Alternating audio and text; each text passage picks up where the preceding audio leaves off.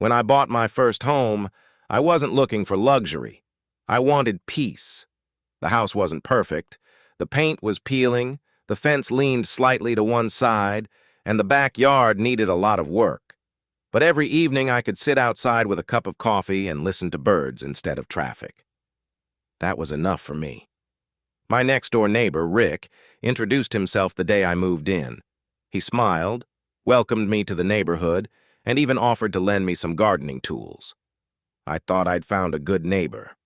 I was wrong. A few months later, Rick mentioned that the old wooden fence between our properties wasn't in great shape. "I've been thinking about replacing it," he said. "We'll split the cost." It sounded reasonable. The new fence went up over the weekend. At first, I didn't notice anything unusual. Then I started landscaping my backyard. As I measured the space for a small patio, the numbers didn't make sense. According to my property documents, my yard should have been almost 6 feet wider. At first, I assumed I had measured incorrectly. I measured again, then again.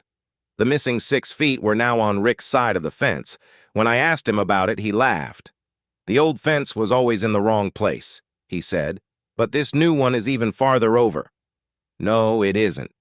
"It is." "Prove it." That answer bothered me. Instead of arguing, I visited the county records office.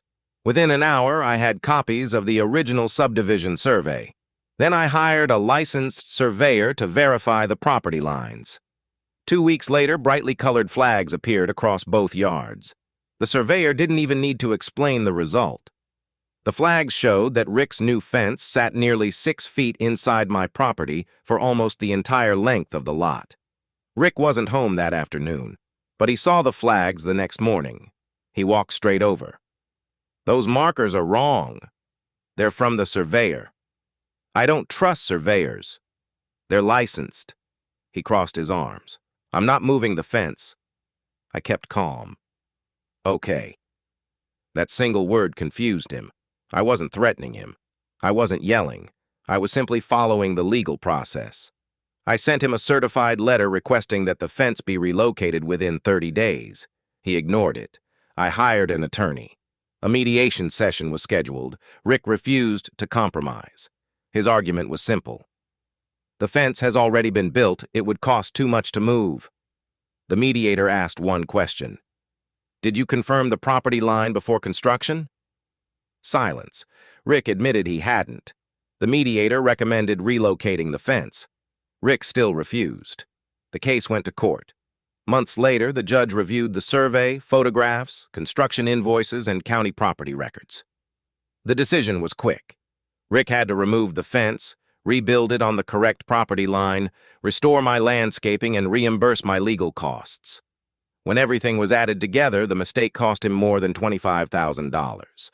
The 6 feet he tried to take ended up being the most expensive land he never owned. A few weeks after the new fence was installed, Rick quietly put his house on the market. We never argued again. Sometimes the strongest response isn't anger. It's patience, documentation, and letting the facts speak for themselves. If someone tried to claim part of your property, would you confront them immediately or quietly gather the evidence first?